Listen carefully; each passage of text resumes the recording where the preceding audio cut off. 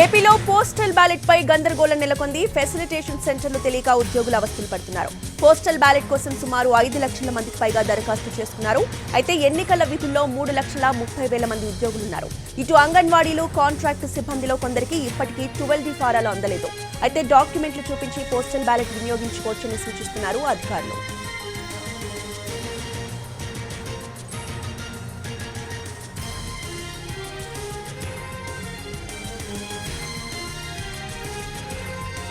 ఏపీలో postal ballot గందరగోళంపై పూర్తి updates ని మా ప్రతినిధి పిఎంఆర్ చంద్రశేఖర్ అందిస్తారు. చంద్రశేఖర్.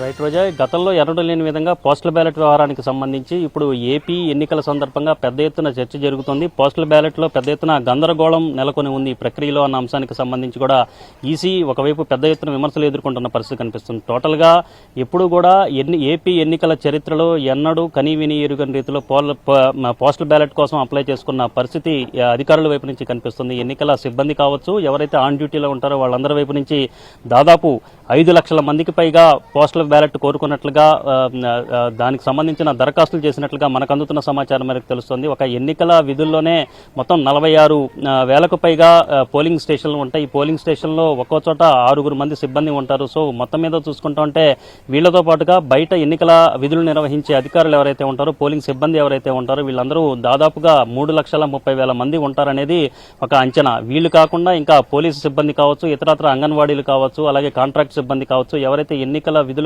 సంబంధించిన బాధ్యతలు చేపడతారో వీళ్ళందరితో కలుపుకుని అత్యవసర సర్వీసులకు సంబంధించి ఎవరైతే ఉంటారో సో ఇటువంటి వాళ్ళందరూ కలుపుకుని దగ్గర 5 లక్షల మందికి పైగా పోస్టల్ బ్యాలెట్ కోసం అప్లై చేసుకున్నారు. దీనికి సంబంధించిన ప్రక్రియ గత కొంతకాలంగా జరుగుతోంది. అయితే ఇప్పుడు పోస్టల్ బ్యాలెట్ కు సంబంధించిన ప్రక్రియ మొదలైన ఈ సందర్భంలో కొంత గందరగోళం అనేది నెలకొంది. ప్రధానంగా ఫెసిలిటేషన్ సెంటర్లకు సంబంధించిన సమాచారం పూర్తి స్థాయిలో ఉండడం లేదనేది ఉద్యోగుల వైపు నుంచి వస్తున్న ఆరోపణగా కనిపిస్తోంది. సో ఈ నేపథ్యంలో దీనికి సంబంధించి ఈసీ పెద్ద ఎత్తున విమర్శలు ఎదుర్కొంటోంది. సరిగ్గా పోస్టల్ బ్యాలెట్ ఫారంలను అందించే ప్రక్రియ నుంచి కూడా పూర్తి స్థాయి సమాచారాన్ని అందనివ్వకపోవడం, అలాగే సహకరించకపోవడం, ఎన్నికల సిబ్బంది సహకరించకపోవడం అనేది చాలా స్పష్టంగా కనిపిస్తుందన్న అభియోగాలు అయితే ప్రభుత్వం మీద అలాగే ఈసీ వర్గాల మీద వ్యక్తమవుతున్న ఈ సందర్భంలో దీనికి సంబంధించి అంటే 7-8 తారీఖుల్లో కూడా పోస్టల్ బ్యాలెట్ ని వినియోగించుకోవచ్చు. ఆ రోజు ఎవరైతే 12D ఫారాలు ఇప్పటివరకు అందని వాళ్ళు ఎవరన్నా ఉంటే కనుక వాళ్ళు నేరుగా ఆ ఫిల్ స్టేషన్ సెంటర్లకు వెళ్లి ఆ పోస్టల్ బ్యాలెట్ కి తమ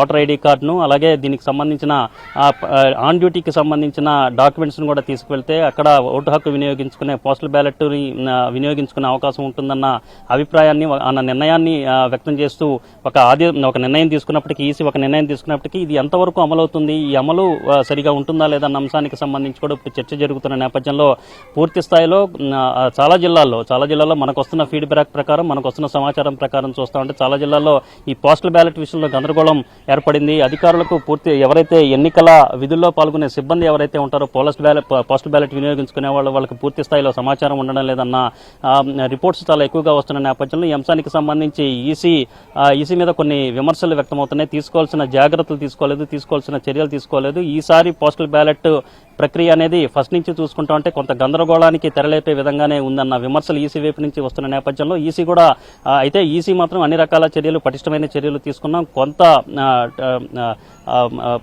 క్షేత్రస్థాయిలో కొన్ని ఒకటి రెండు చోట్ల ఇబ్బందులు ఉన్నప్పటికీ పూర్తిగా తమకు వస్తున్న ఫీడ్బ్యాక్ ప్రకారం అంతా ఖచ్చితంగా ఉందన్న అభిప్రాయం అయితే ఈసీ వర్గాలు చెప్తున్నాయి. Roja. Right, thank you Chandrasekhar.